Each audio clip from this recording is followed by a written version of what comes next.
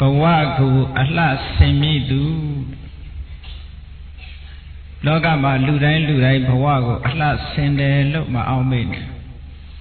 Bawago Allah semidu Shidalu Bawago Ayoso a jitan say that to let Shida no Era Logama Luya Lupsilla Lucian Mimiro di Bawago Ayoso a jitan on Lotu Mapshit Pene Bawago Yoso a cheetah on Lodu Mapshise Bene Bawago Allah sendu da Pshise Demare. Dabi Bawago Allah senje Belunine Allah senja. Logaha Ludain Lajin Bachin ya. Beauty you are my solution, Poland of Benshi Allah senja. No? Take Loga Jigo. Badi de Allah senya bro go le bane Allah semro surago digane nya bhonji do ka Bhoda Myasa ho ja ro mu ge de Dedana ro de ka thau nhup pi do ho ma ba Bhonji ye ho de taya de man na mya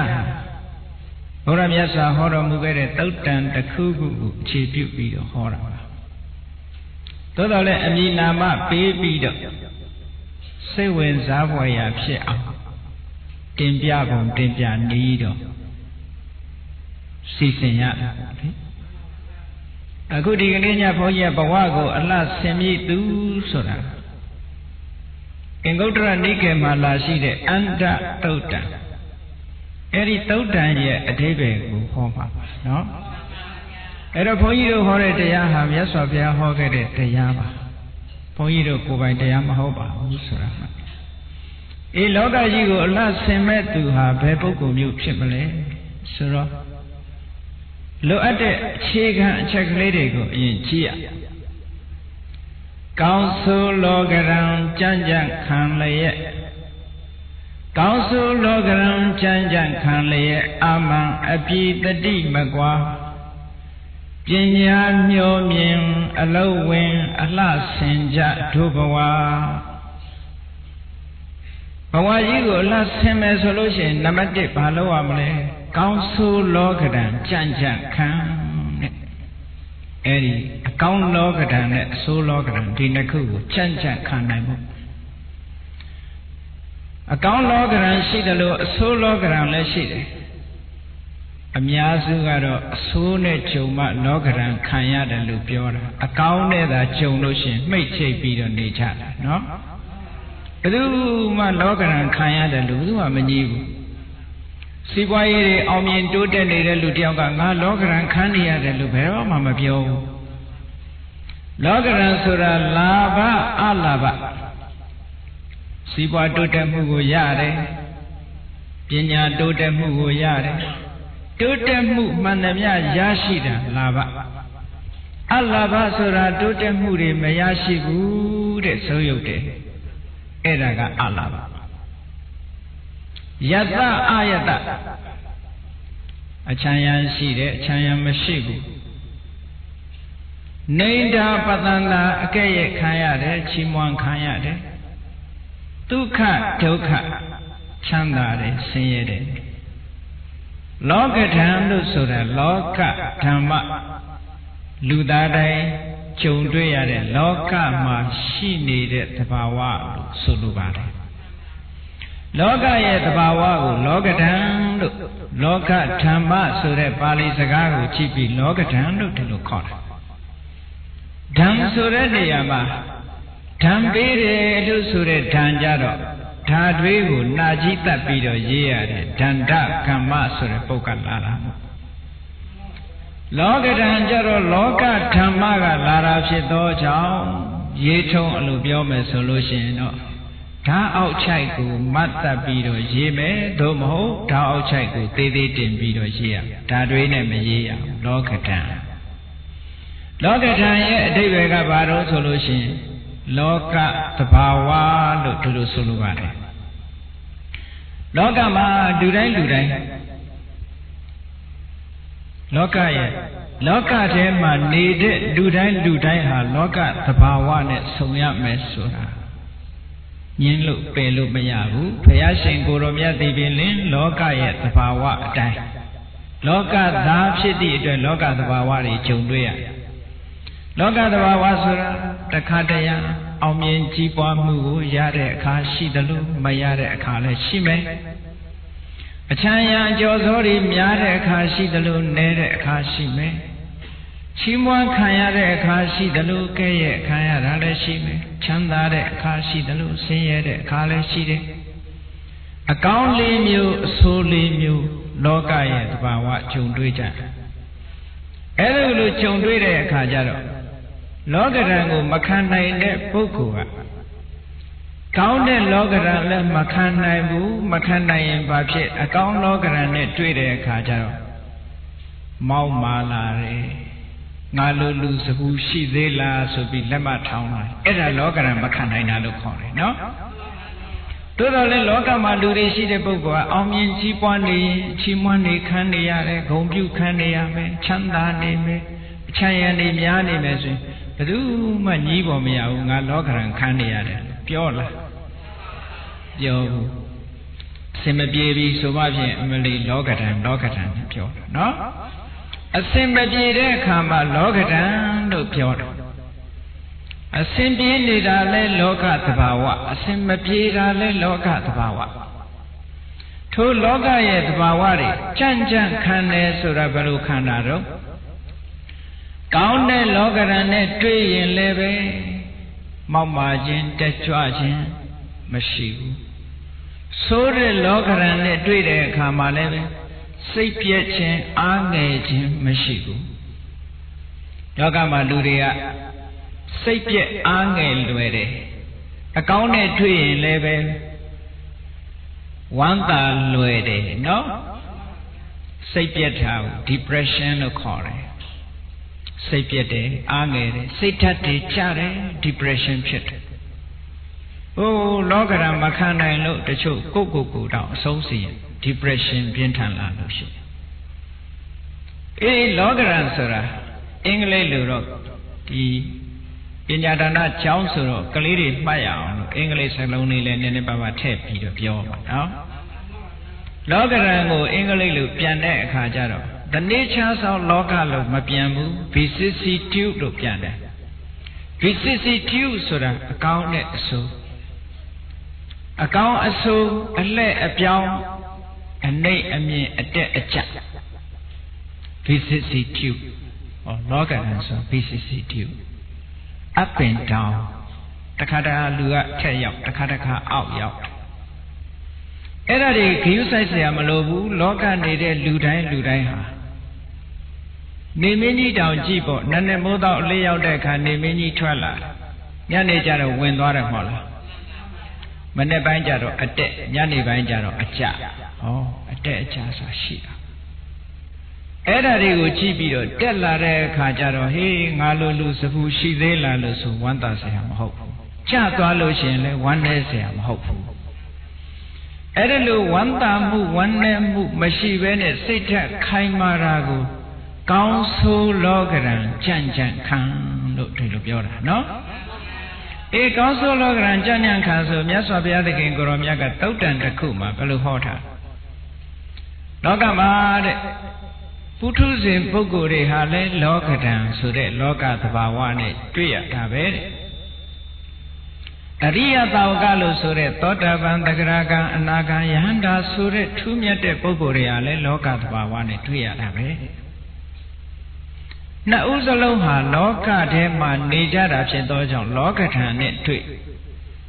ဘယ်လိုထူးတော့တဲ့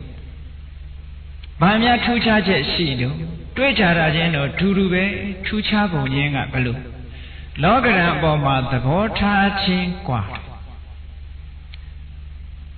aptitude towards vicissitude ပေါ့ aptitude စိတ်သဘောထားကိုပြောတယ်နော်စိတ်သဘောထားပုံလောကဓာတ်ပေါ်မှာသဘောထားပုံချင်းမတူသည့်အတွက်ကြောင့်ပုထုဇဉ်ကြတော့လောကဓာတ်လေလှိုင်းရိုက်တဲ့အခါမှာတုံလှုပ်တယ်ဖယားရဟန္တာတွေကြတော့မတုံလို့ကြောက်အတိပြီးတဲ့တောင်ကြီးဟာမုန်တိုင်းတွေဘလောက်တိုက်လှုပ်သလားတစ်ပင်ကြီးတွေကြတော့လေတိုက်လှုပ်တယ်နော်ကြောက်တောင်ကြီးကြတော့မလှုပ်ဘူးထို့တူပဲ စိတ်ဓာတ်အနေနဲ့အရိယာပုဂ္ဂိုလ်တွေကြတော့စိတ်ဓာတ်မလှုပ်ရှားဘူးကောင်းတာနဲ့တွေ့တဲ့အတွက်ကြောင့်လဲဝမ်းသာလုံးမဆိုးဘူးမကောင်းတာနဲ့တွေ့တတ်လို့ရှင်လည်းပဲဝမ်းမနေဘူးစိတ်ဓာတ်တည်ငြိမ်တယ်ကြောက်တောင်ကြီးများသည်ဘုံတိုင်းထံကိုကြံ့ကြံ့ခံတယ်လို့ပဲတဲ့အရိယာပုဂ္ဂိုလ်တွေစိတ်ဓာတ်တုံလုံးမှုမတုံလုံးမှုမှာသွားပြီးကွဲပြားခြားနာသွားတတ်တယ်ဒါဖြင့်ဘာဖြစ်လို့ပုထုဇဉ်တွေကြတော့စိတ်ဓာတ်တုံလှုပ်ပြီးတော့စိတ်အတက်အကျဖြစ်အရိယာပုဂ္ဂိုလ်တွေကြတော့ဘာကြောင့်စိတ်ဓာတ်မတုံလှုပ်ဘဲနဲ့စိတ်အတက်အကျမဖြစ်ရသလဲဆိုတော့တွေးအခေါ်ကွာသွားပြန်အဲ့ဒါကြောင့်မလို့သမ္မာသင်္ကပ္ပဆိုတဲ့မှန်ကန်တဲ့အတွေးရှိဖို့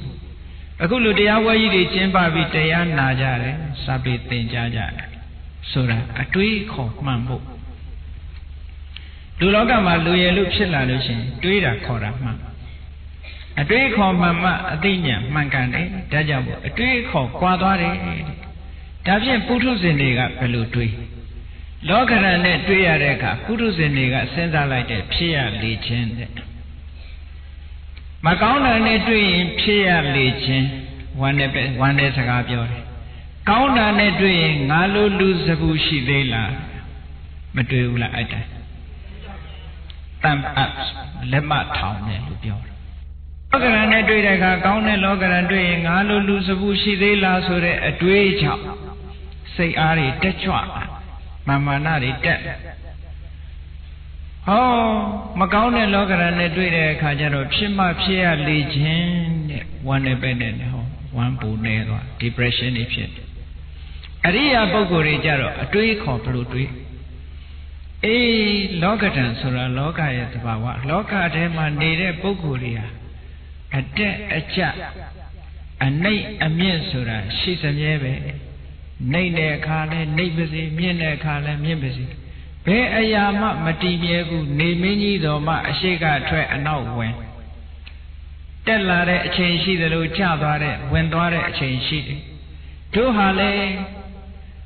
ဒီလောကရဲ့သဘာဝအတိုင်းသူတို့ကိုဂရုစိုက်နေကြမလို့ဘူးကိုလှုပ်เสียရှိတာတော့အားလုံးဟာဘာမှမြဲတဲ့အရာမရှိဘူးလို့ဝိပရိနာမဓမ္မလို့စဉ်းစားတဲ့အရိယာပုဂ္ဂိုလ်တွေကြတာဟုတ်ကဲ့လားကောင်းတာလည်းမြဲတာမဟုတ်ဘူးကွမကောင်းတာလည်းမြဲတာမဟုတ်ဘူးလောကကြီးမှာဘယ်အရာမှမြဲတာမဟုတ်ဘူးလို့ကောင်းတာဆိုတာလည်းခဏပဲမကောင်းဘူးဆိုတာလည်းခဏလာဘရရှိခြင်းခဏပဲအလာဘမရတာလည်းခဏနိန္ဒပတန္တာကဲ့ရဲ့ခံရရင်လည်းခဏပဲချီးမွမ်းခံရရင်လည်းခဏပဲယတအာယတအချမ်းရန်ရှိတဲ့အခါဆိုတာလည်းခဏအချမ်းရန်မဲ့တယ်ဆိုတာလည်းခဏဒုက္ခဒုက္ခချမ်းသာတယ်ဆိုတာလည်းတခဏပဲဆင်းရဲတယ်ဆိုတာလည်းတခဏပဲဘယ်အရာမှထာဝရတည်မြဲနေမှာမဟုတ်ဘူးလို့စဉ်းစားလိုက်တဲ့အခါကျတော့ဝမ်းသာခြင်းလို့ဆိုတဲ့စိတ်အားတက်ကြွမှုဝမ်းနည်းခြင်းလို့ဆိုတဲ့ depression ဒီနှမျိုးစလုံးမဖြစ်ဘူးစိတ်ဓာတ်ခိုင်ပါတယ်နော်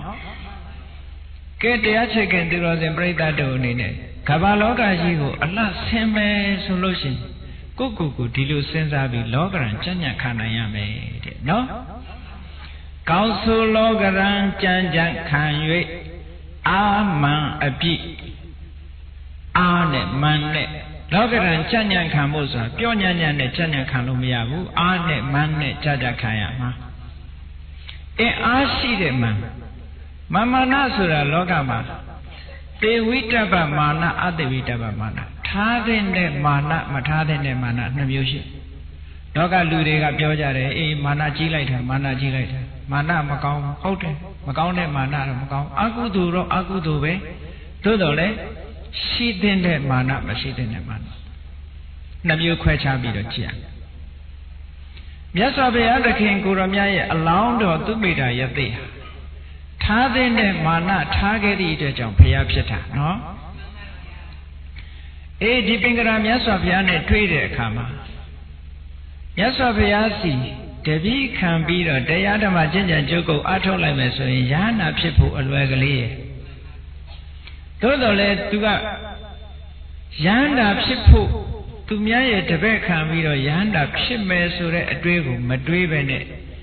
Kaimi ekena tenena puritena thamadhatina tabe nyutam babu nedwa tantaritam tadevakam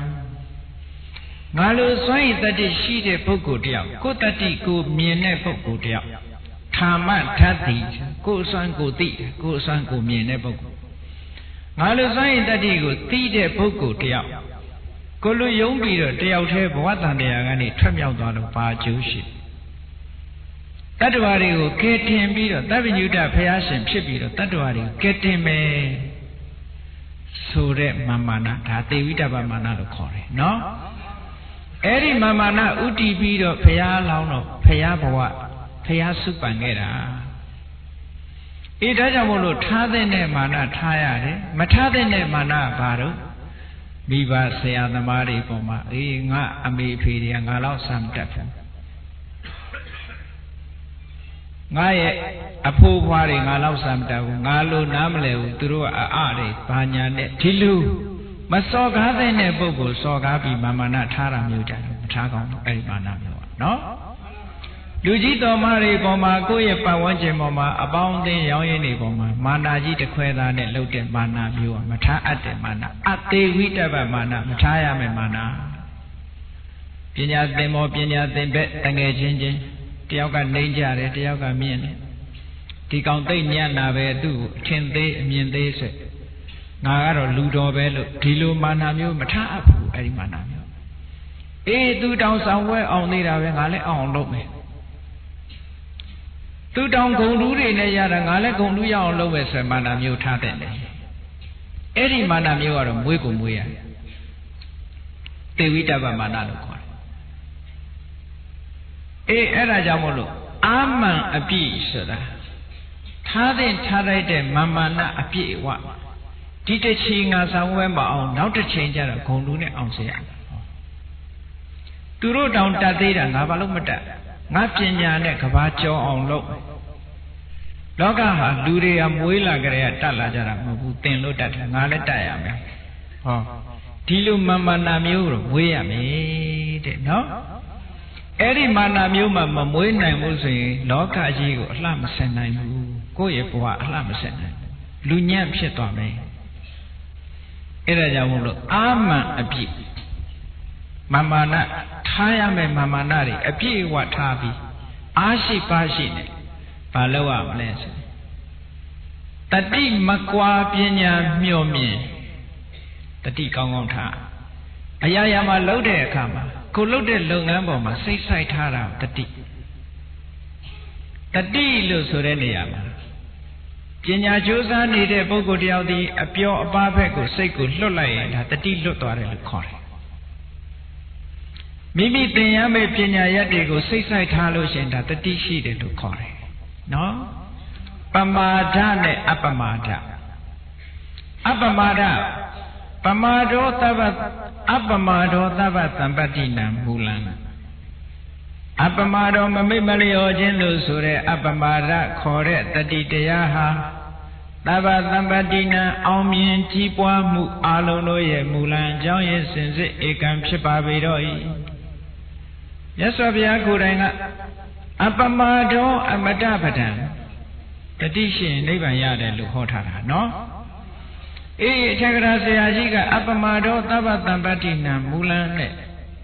အောင်မြင်ကြီးပွားမှုတွေရဲ့အကြောင်းရင်းဟာဘာလဲလို့ဆိုရင်အပမာဒစိတ်ကိုအပျော်ပါးထဲမှာလွတ်မထားဘူးတဲ့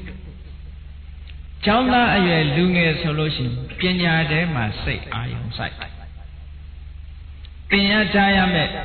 ပညာထဲမှာစိတ်အာရုံစိုက်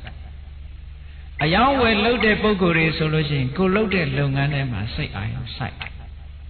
business သမားတွေထို့တူပဲမြည်သည့်ကိစ္စနဲ့ပဲလုပ်စာပေသင်ကြားပေးချတဲ့တပည့်များကိုသင်ကြားပို့ချတဲ့ဆရာမကြီးတွေဆိုပညာရေးကိုအာရုံစိုက်တယ်ဒါတတိမကွာတာလို့ခေါ်တယ်နော်အပျော်ပါးတွေထဲမှာစိတ်ကိုလွတ်မထားဘူးအမှုမဲ့မှမဲ့မနေဘူးပညာရေးတိုးတက်မှုရှိမရှိအမြဲတမ်းမိမိရဲ့သင်ကြားပို့ချမှုတက္ကနိဟာဟုတ်သလားမဟုတ်ဘူးလားတိုးတက်မှုရှိသလားမရှိဘူးလားတပည့်တွေပေါ်မှာကိုယ့်ရဲ့သင်ကြားမှု နိစနစ်ဟာမှန်သလားမမှန်ဘူးလားစသဖြင့်အမြဲတမ်းတတိရှိနေတာအဲ့ဒါလို့တတိရှိနေရင်အောင်မြင်ကြီးပွားခြင်းရဲ့အကြောင်းတစ်ခုပဲတဲ့တတိမကွာပညာမျှော်မြင်မြတ်စွာဘုရားသခင်ကိုရောမြတ်ကလည်းဒီအချက်တွေဟာအမတ္တမအရေးကြီးလို့မဟာတတိပဌာနာတော့မှာဆိုလို့ရှိရင်အာတာပိတံပဇာနောတတိမှာဒီ၃မျိုးကိုအဓိကထားဟောတာအာတာပိတံပဇာနောတတိမှာဝိနည်းယလောကိဘိစ္ဆံဒေါမနတံမဟာတတိပဌာန်တော့အာတာပိတဲ့ကြိုးစားရမယ်တံပဇာနောအရာရာမှာဆင်ញင်တိုင်းထွာမှုရှိရမယ်တတိမှာတတိထားရအဲ့ဒီအည်အသွေး၃မျိုးခိုးတဏ္ဍာမှာလေ့ကျင့်ပေးရမယ်အည်အသွေးတွေဘဝကိုအလှဆင်ញင်ဟောဒီအည်အသွေးတွေမပါဘဲနဲ့အလှဆင်လို့မရဘူးနော်ဘဝကိုအလှဆင်ញင်တဲ့ပုဂ္ဂိုလ်တိုင်းဟာဟောဒီအည်အသွေးတွေကိုရှိရဒါကြောင့်မို့လို့ပညာမျှော်မြင်ဆိုတာတံပဇာနာကိုပြောတာပညာနဲ့မျှော်မြင်တတ်တဲ့ပညာမျှော်မြင်တဲ့ပညာဆိုတာမျှော်ကြည့်တတ်တဲ့ပညာလို့ခေါ်တယ်။ဒါလှုပ်တဲ့နလားမလှုပ်တဲ့ဘူးလားဘာဖြစ်မလဲမဖြစ်ဘူးလားစသဖြင့်မျှော်ပြီးတော့ကြည့်တတ်တဲ့ကြိုတင်ပြီးတော့မြင်တတ်တဲ့ပညာမျိုးမျှော်မြင်အမျှော်မြင်ရှိတယ်ပညာမျှော်မြင်အလုံးဝင်းနဲ့အလုံးဝင်စာအတ္တပိကြိုးစားတာကိုလှုပ်ရမယ့်အလုပ်ကြိုးစားတာကျောင်းသားဆိုလို့ရင်စာကြိုးစားတာဒါအလုပ်ဝင်တာပဲနော်။အိုးအယောင်းဝယ်သမားဆိုရင်လည်းအယောင်းဝယ်ခရူးဆိုင်တာဒါအလုပ်ဝင်။တခြားလုပ်ငန်းတွေနဲ့လုပ်တယ်ဆိုလို့ချင်းအဲ့ဒီတခြားလုပ်ငန်းတွေကြိုးစားတာဒါအလုပ်ဝင်တာပဲ။ဆရာမတွေသင်တန်းပို့ချပေးတာဒါအလုပ်ဝင်တာ။ကိုယ်ဆိုင်ရာအလုပ်ဆိုင်ရာအလုပ်တွေပညာမျှော်မြင်ပြီးအလုပ်ဝင်မယ်ဆိုလို့ရှိရင်အဲ့ဒီနည်းနဲ့မှတို့ရဲ့ဘဝအလှဆင်လို့ရမယ်တဲ့နော်ဒါကိုဆိုလိုတာကောင်းစုလောကရံဉာဏ်ခံ၍အာမံအပိတတိမကွာပညာမျှော်မြင်အလုံးဝင်အလှဆင်ကြတို့ဘဝကဲဒါလေးရတော့အောင်လိုက်ပြီးတော့ဆိုကြည့်လိုက်ပါကောင်းစုလောကရံဉာဏ်ခံလျက်အာမံအပိတတိမကွာပညာမျှော်မြင်အလုံးဝင်အလှဆင်ကြတို့ဘဝကောင်းဆိုလောကရံဉာဏ်ခံလျက်အာမံအပိတတိမကွာပညာမျှော်မြင်အလုံးဝင်အလှဆင်ကြတို့ဘဝကောင်းဆိုလောကရံဉာဏ်ခံလျက်အာမံအပိတတိမကွာပညာမျှော်မြင်အလုံးဝင်အလှဆင်ကြတို့ဘဝဘဝကိုအလှဆင်ကျင်တဲ့ပုဂ္ဂိုလ်တိုင်းဟောဒီအည်သွေးတွေကယူလို့ရတဲ့အည်သွေးတွေကြီးပဲနော်အဲ့ဒီအည်သွေးတွေရှိလာဘဝကိုအလှဆင်ဒါဖြင့်ကောင်းပြီဘဝကိုအလှဆင်မဲ့ပုဂ္ဂိုလ်ဟာဘာတွေလိုအပ်ဒီအည်သွေးတွေရဖို့အတွက်ဘာတွေလိုအပ်အဓိကအရေးကြီးဆုံးချက်လောကမှာလူတွေကိုအမျိုးအစားခွဲခြားဘဝကိုအယုတ်ဆိုးအကြီးတန်းစေတဲ့ပုဂ္ဂိုလ်ဘဝကိုအလှဆင်တဲ့ပုဂ္ဂိုလ်လောကမှာလူရည်လို့ဖြစ်လာတဲ့အခါကြလို့ရှိရင်ဘာမှမသိဘူးစီးပွားလည်းမရှာတတ်ဘူးပညာလည်းမရှာတတ်ဘူးကုသိုလ်လည်းမရှာတတ်တဲ့ပုဂ္ဂိုလ်မျိုးအဲ့ဒီပုဂ္ဂိုလ်မျိုးဟာလောကမှာမြတ်စွာဘုရားသခင်ကိုရောမြတ်ကအဲ့ဒီပုဂ္ဂိုလ်ကိုအန္တပုဂ္ဂိုလ်လို့ပြောတော့ခေါ်တယ်အဲ့ဒီပုဂ္ဂိုလ်ကဘဝကိုအလှမဆင်နိုင်ဘူး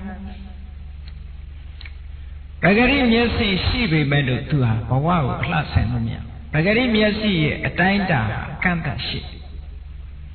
ပဂရိမျက်စိရဲ့အတိုင်းတာသည်သူ့မြင်ကွင်းနဲ့ရှိတာကိုသာမြင်လို့ရတယ်ဟိုအနာဂတ်ကိုကြော်ပြီးတော့မြင်နိုင်တဲ့ပညာစွမ်းလို့သူ့မှာမရှိဘူးအလင်းရောင်ရဲ့အကူအညီနဲ့တကယ်ရှိတဲ့အရာကိုသာမြင်တယ်အပေါ်ယံကိုသာမြင်တယ်အတွင်းကြမမြင်နိုင်ဘူးတဲ့ဒါကြောင့်လို့အန္တပုဂ္ဂိုလ် blind ပေါ့ blind to everything အကုန်လုံးမှသူဘာမှမသိတဲ့ပုဂ္ဂိုလ်မျိုးအဲ့ဒီပုဂ္ဂိုလ်ကအလှမဆင်နိုင်ဘူးတဲ့အဲ့ဒီပုဂ္ဂိုလ်မျိုးမြတ်စွာဘုရားကရှင်းပြီးတော့ဟောထားတာရှိတယ်တထာရူပံပိသသက္ခုနာဟောတိယထာရူပေနသက္ခုနာအနာတိကတံဝါဘောဂံဒိကိစေယဒိကတံဝါဘောဂံဖာတိန်ကရေယအနာတိကတံဝါဘောဂံမယအသေးသောစီစိန်ဥစ္စာကိုလည်းပဲယထာရူပိနသက္ခုနာအကျင့်ကဲ့သို့သောပညာမျက်စိမျိုးဖြင့်အနာတိကတံဝါဘောဂံမယသေးသောစီစိန်ဥစ္စာကိုလည်းပဲဒီကိစေယရနိုင်ရ၏အဓိကတံဝါဘောဂံရပြီးတဲ့စီစိန်ဥစ္စာကိုလည်းပဲဘုဒ္ဓိကြီးပွားအောင်ကာတုံပြုခြင်းငါတက်ကုနေရာဆွမ်းနိုင်ရ၏တထာရူပံထိုသို့သဘောရှိတဲ့သက္ခုပညာမျက်စိမျိုးသည်နာထိမရှိမရသေးတဲ့စိတ်စိတ်ချမ်းသာရအောင်ရှာဖို့ရပြီးသားစိတ်စိတ်ချမ်းသာအောင်တိုးပွားအောင်လုပ်ဖို့ဆိုတဲ့ပညာမျက်စိသူ့မှာမရှိဘူးဆိုလိုတာကစီးပွားရေးမျက်စိမရှိဘူးလောကမှာလူရည်လူဖြစ်လာလို့ရှိရင်စီးပွားရှာတတ်ရမယ်စီးပွားရှာဆိုတဲ့နေရာမှာ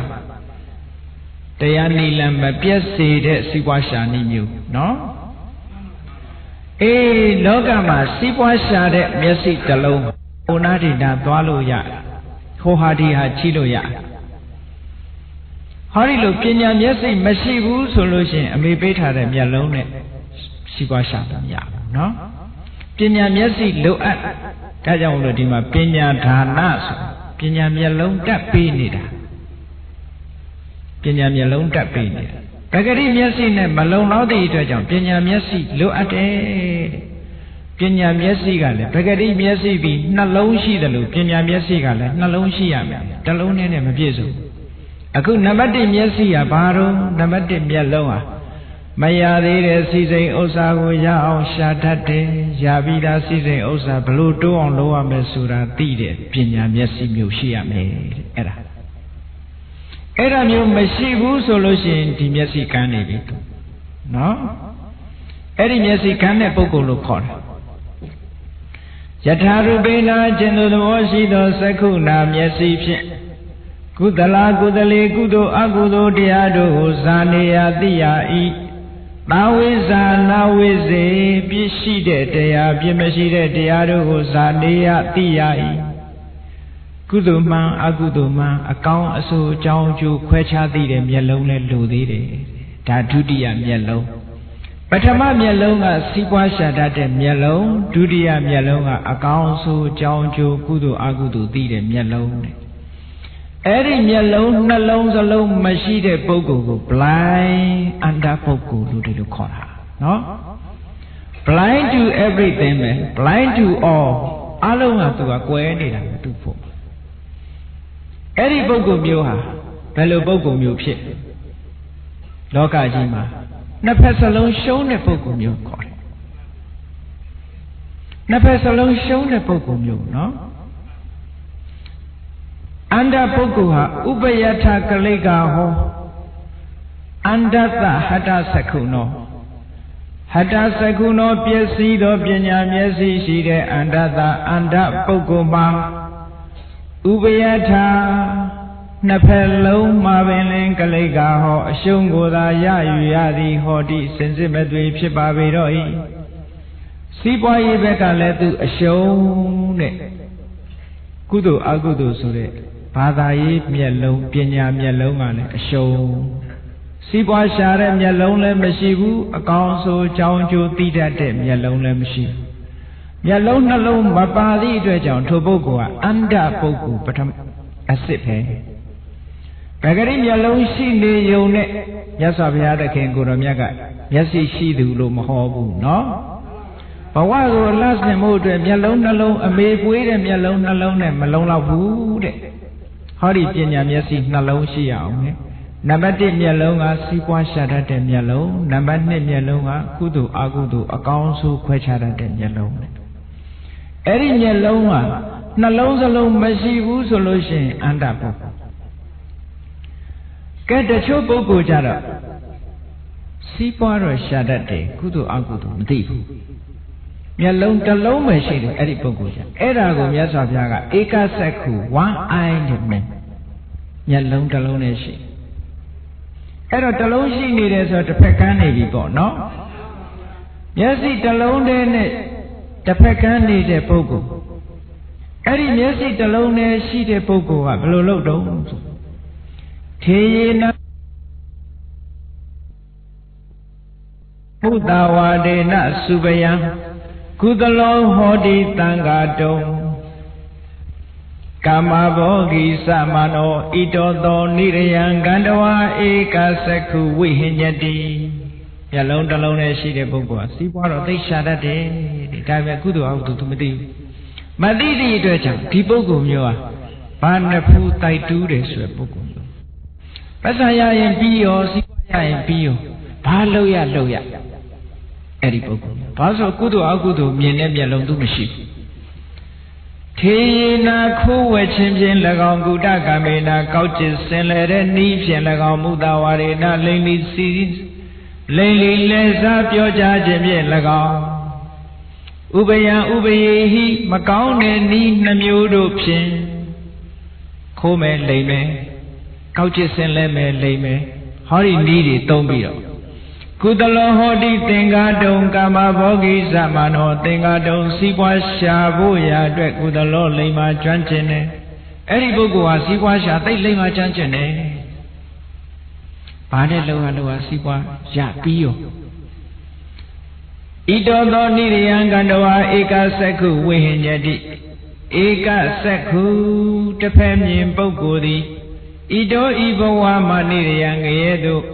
Gandawa Toyo Yadi Shido Wihinyadi Pimansiya Lidoi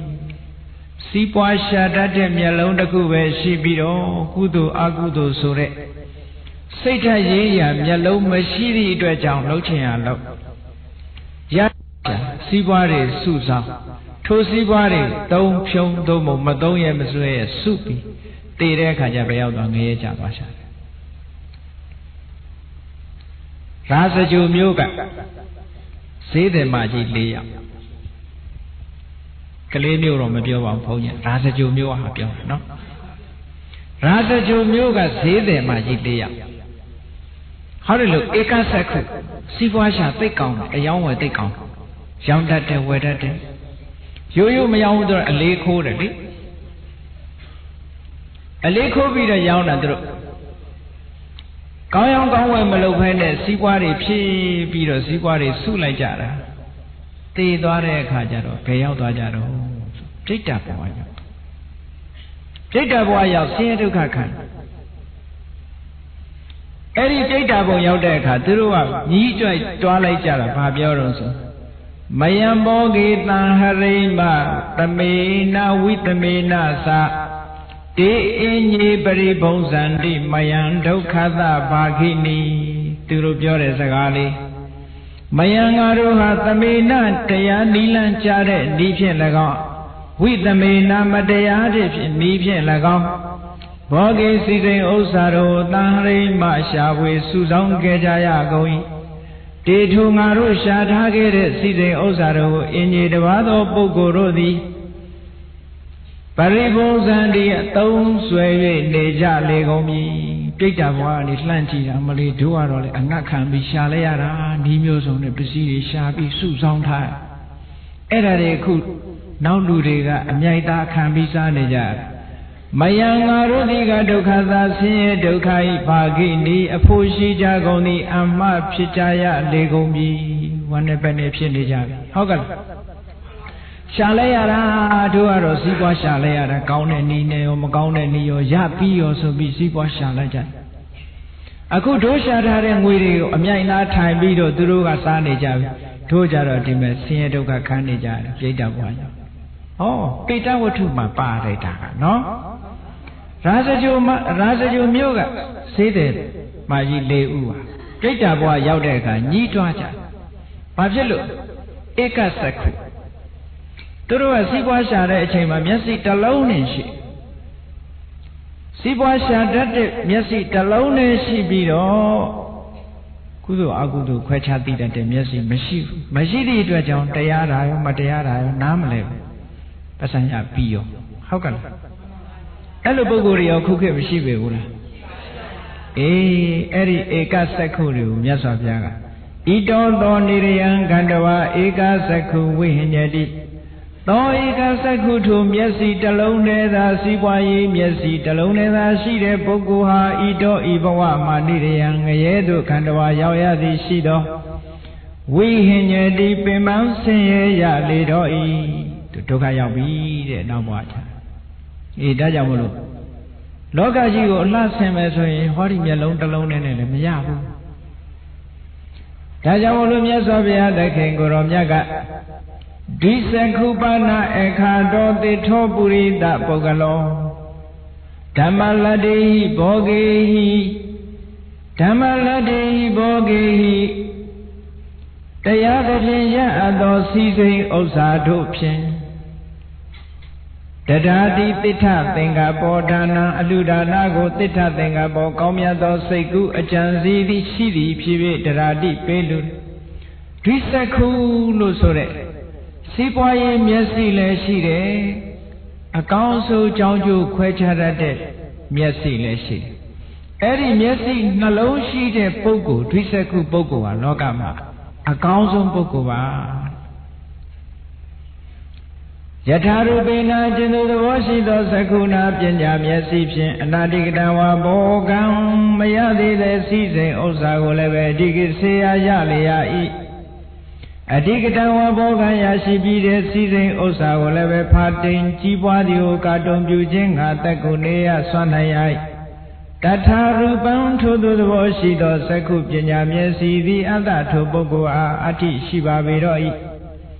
ယထာရူပိနာကျင်သောသဘောရှိသောစက္ခုနာမျက်စိဖြင့်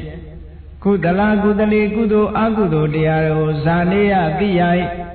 တထာရူပံပိထိုသဘောရှိသည်နည်းဖြစ်သောစက္ခုပညာမျက်စိသည်အတ္တထိုပုဂ္ဂိုလ်အားအဋ္ဌိရှိလေဣတိဣဘဂဝါရွှေဖုံးတော်သခင်ရှင်တော်မြတ်ဖရာသည်အဝေါစာကောင်းစွာမသွေဟောကြားတော်မူခဲ့ပါပေတည်း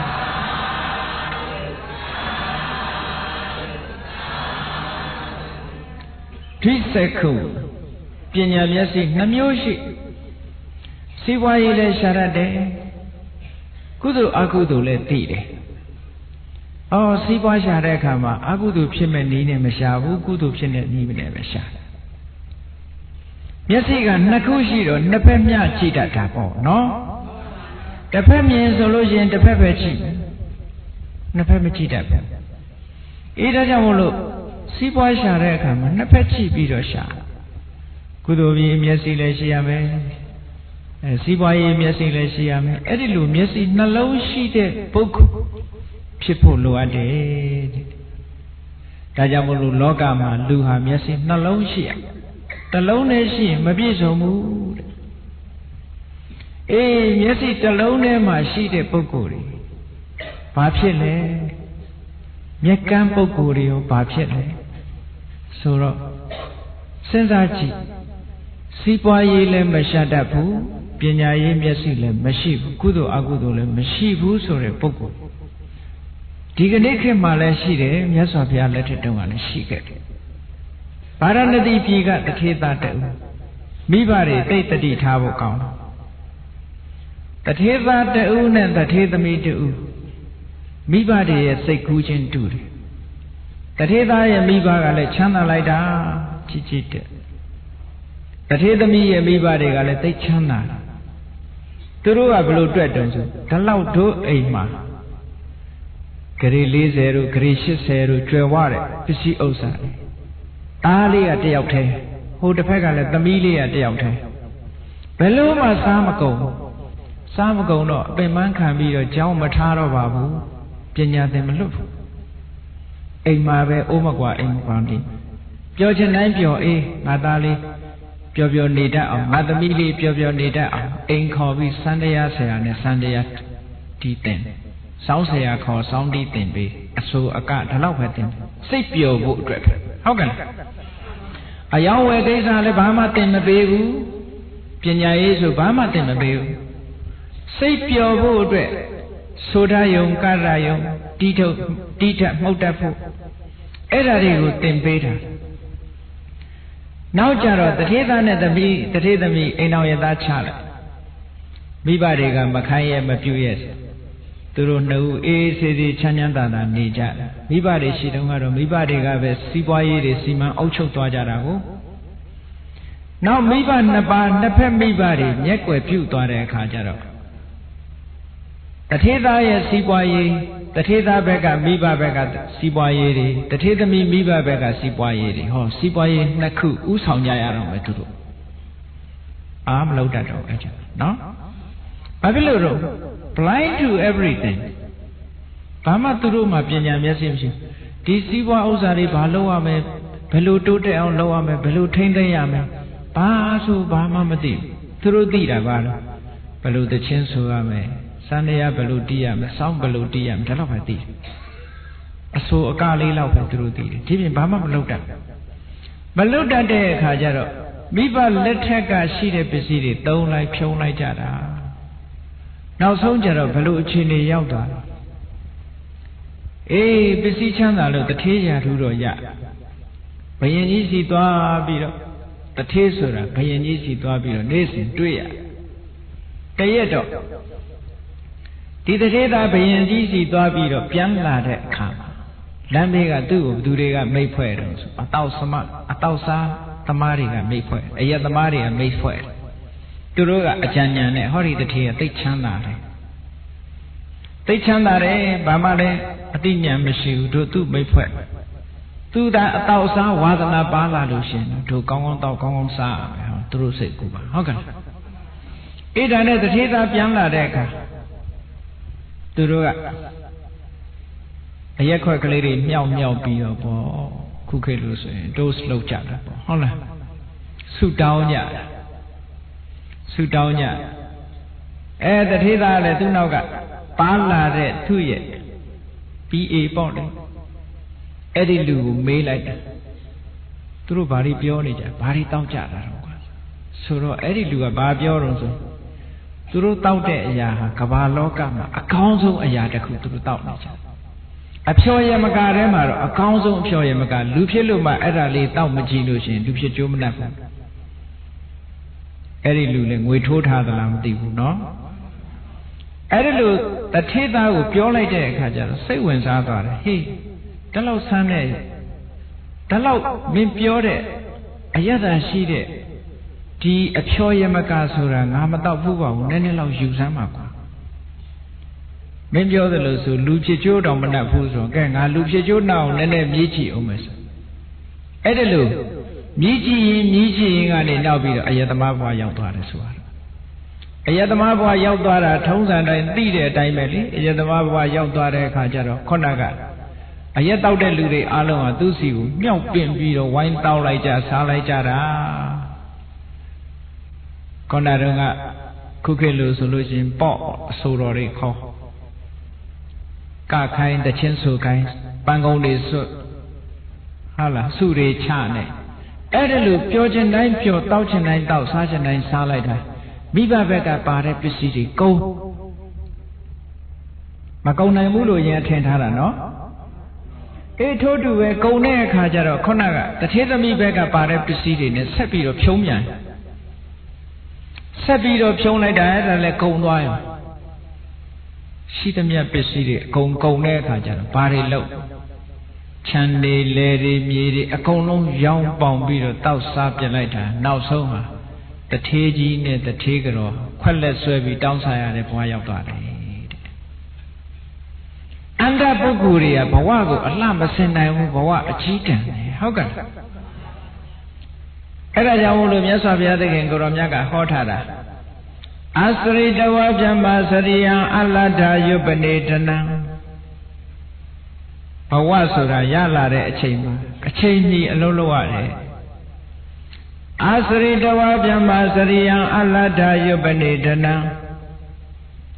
Saina Gonza Wat Sayandi Kina Mise Wat Palali Eri the Teji Net the Tigaroha Sasaya Tausaya Mashide Aka Quellet Sway Bido Downside and Nimu Yaupa Julia de Ene Gono Yoncha Pompe Neja Mashido Pedua Nejado Solution Kudu Lujane Boguria Shake Yet Tones and Bo Doya Jaunia Jala de Tangaroria Doti on Mabiana Son can be Reka Yuria Rema South had it Saya Katoni Woman Debut Sompo Mijaya Eri Saya Katoni Auna Lima Yahani Sonsa Bido Sonjan Konyan Lady Sondara Downbo Sobido Eri the Tajin and the Tiro Qualet Sobido Lambe Matai Neja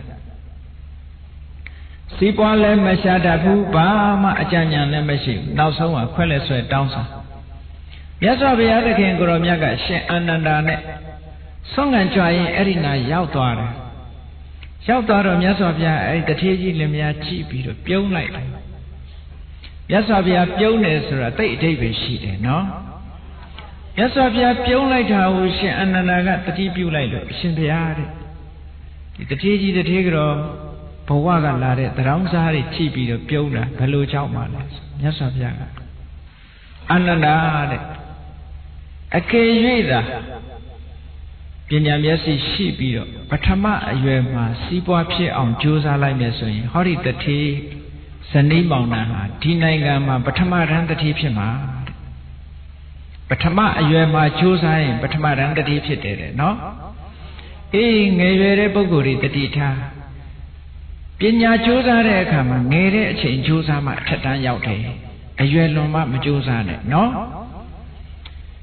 Laser Joe Ayuen Naungama, the Jewel Long Lochin, Sura, Na Oji, a more than the lows, Jaburamara. Eh, Na Opimaro, a moment than that. That is our E800. Laser Joe, so in Dama, Ayuen Nauavi, no? Pavi, Pinya, Siba, Shaya, Patama, Ayuen Solution, Patamaram City, Horizalaya. Eh, Patama, you had the Roha. Kalai so like pure like Pionline Kondavi, Dudia Yao. Dudia Yao, the Yabi Yabi, Siwa Shalai saying, or Dudia than the tape shipade. Patama Yadonga A. Siwa Mashabu, Tadanaba Wimbido, Yanda Jinjan Joko, Atolai my solution, or Yanda Pianine to do. Dudia Yao Lado, the Sishalai. Dudia and the Tipshan Ine, Tadanaba Wimby or Deadama, Jinja Joko, Atola Messing, and Naga send out the Yautame. Oh.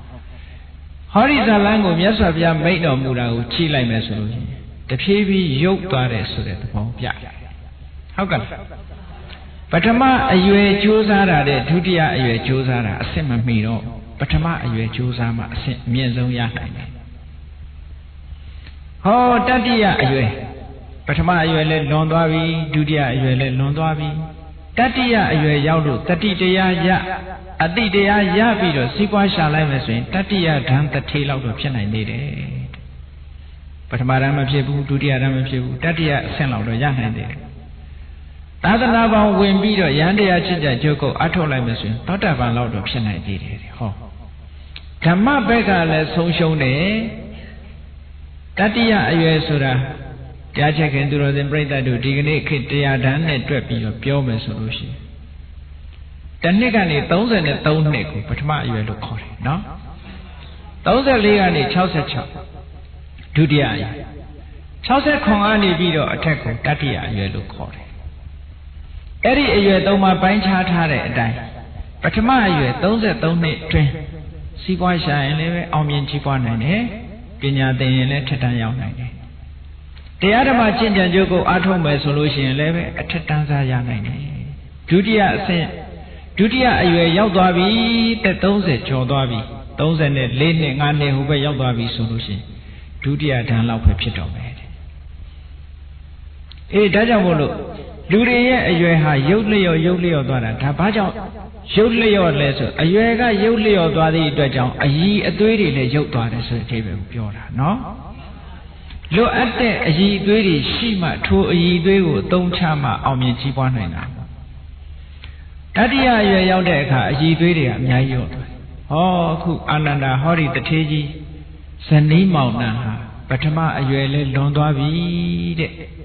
ဒုတိယအရွယ်လဲလွန်ခဲ့ပြီအခုအိုမင်းမစွမ်းတတိယအရွယ်ကုန်ကန်ဒီအချိန်မှာဘာသွားလို့တော့မလဲအဲ့ဒါကိုမြတ်စွာဘုရားကအာစရိတဝါဗျမစရိယံအလတ္ထာယုပနေတနံစိဏကွန်စာဝါဇာယန္တိခိနာမစ္စေဝပန္လလေယုပနေရွယ်ရှိစဉ်ခါကာလတုန်းကဗျမစရိယံမြတ်သောအကျင့်ကိုအာစရိတဝါမကျင့်လိုက်ပါပဲယုပနေအရွယ်နုပြိုစဉ်ခါကာလကဓနံစည်းစိမ်ဥစ္စာကိုအလတ္တမရလိုက်ပါပဲအလတ္တမရခဲ့လေသောကြောင့်ခိနာမစ္စေဝပန္လလေငါးတွေကုံသွားတဲ့အိုင်ငယ်ထဲမှာစိဏကွန်စာအတောင်ကျွပြီးချိုးကြအိုကြီးတို့ကဲ့သို့ဒေထုတထေးကြီးဇနီးမောင်နှံတို့သည်ဇာယန္တိမုတ်ချမပိုင်ကြံမှန်၍နေကြရလေကုန်မည်ဣတိဤသို့ဘဂဝါရှိဖုံးတော်သခင်ရှင်တော်မြတ်ဖရာသည်အဝေါစာကောင်းစွာမသွေဟောကြားတော်မူခဲ့ပါပေတည်း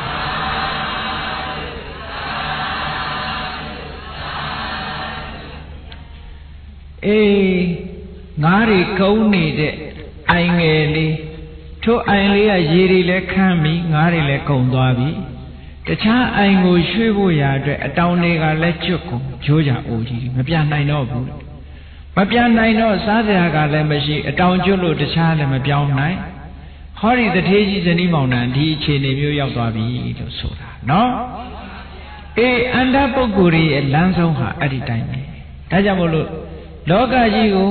တဲ့ဒီအန္တပုဂ္ဂိုလ်လို့ဆိုရဲ blind နေအလှမစင်နိုင်ဘူး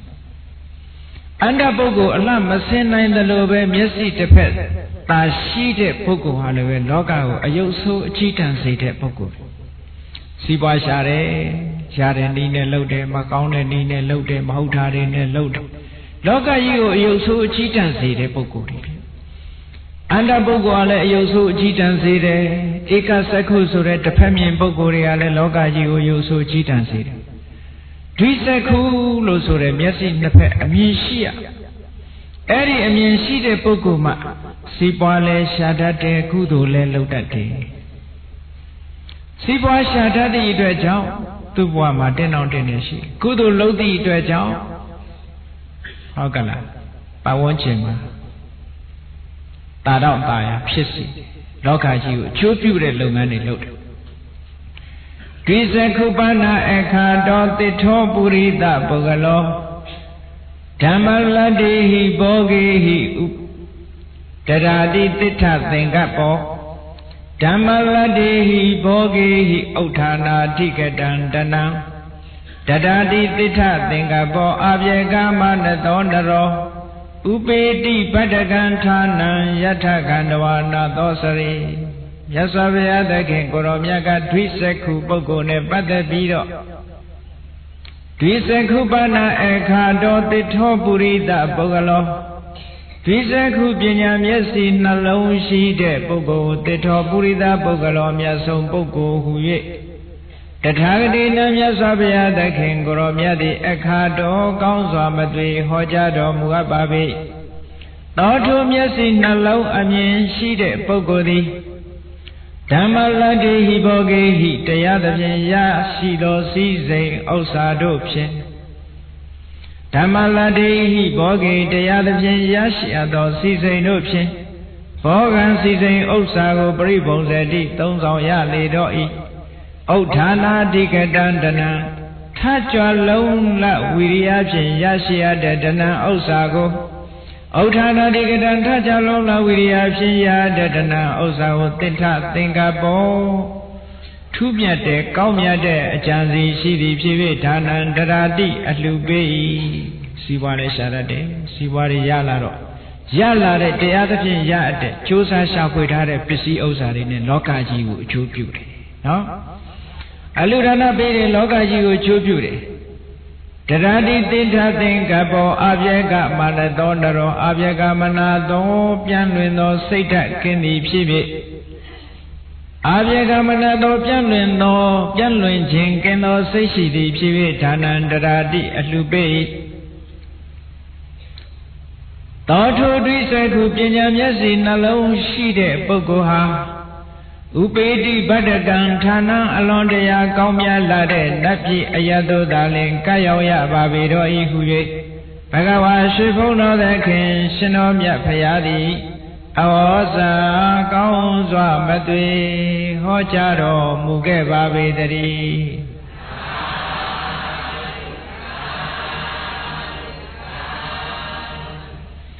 ဥပေတိဗတ္တကံဌာနယထခန္ဓဝါနတ်သောစရိ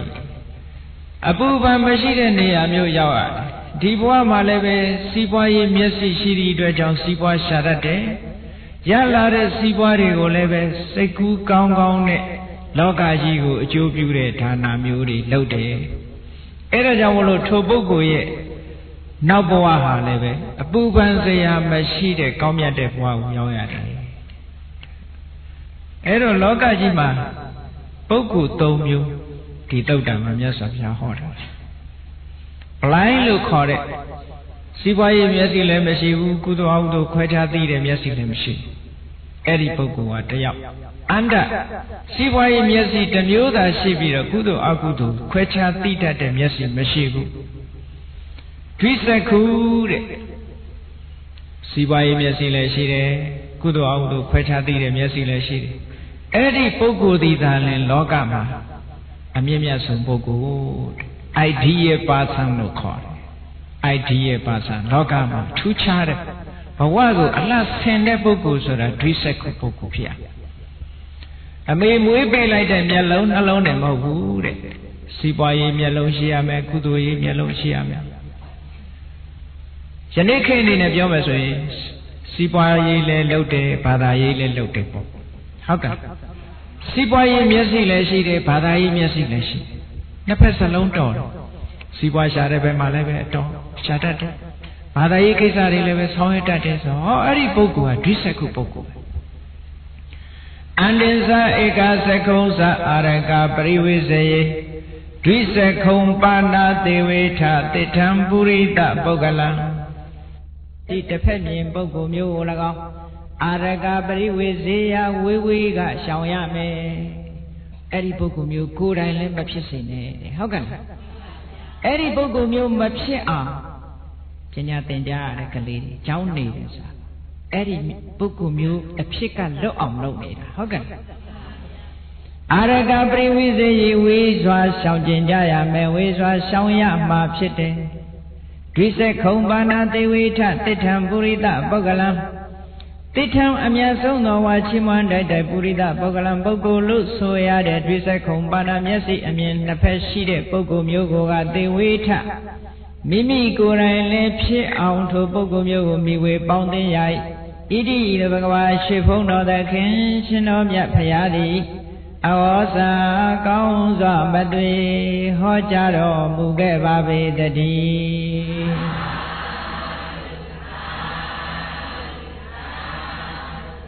အေးဘဝကိုအလှဆင်မြည်သူဆိုတာဘယ်သူပါလဲမျက်စိနှစ်ဖက်ရှိတဲ့ပုဂ္ဂိုလ်ဟုတ်ကဲ့ဘဝကိုအလှဆင်မြည်သူဆိုတာမျက်စိနှစ်ဖက်ရှိတဲ့ပုဂ္ဂိုလ်မျက်စိနှစ်ဖက်ရှိအောင်ကြိုးစားကြရမှာဖြစ်ပါတယ်တဲ့နော်ကောင်းဆိုလောကရန်ကြံကြံခံ၍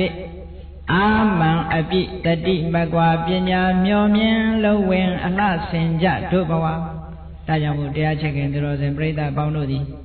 ဘဝကိုအလှဆင်မြည်သူဖြစ်ဖို့ရန်အတွက်စီးပွားရေးမျက်စိလည်းရှိအောင်ကြိုးစားကြပါဘာသာရေးမျက်စိလည်းရှိအောင်ကြိုးစားကြပါမျက်စိနှလုံးရှိမှသာလျှင်မိမိတို့ဘဝနဲ့လောကကြီးကိုအလှဆင်နိုင်မှာဖြစ်ပါတယ်ဆိုတဲ့အကြောင်းဒီကနေ့ညဟောပြောရခြင်းဖြစ်ပါတယ်မျက်စိနှလုံးနဲ့ပြည့်စုံတဲ့ပုဂ္ဂိုလ်တွေဖြစ်ကြပါစေကုန်သတည်း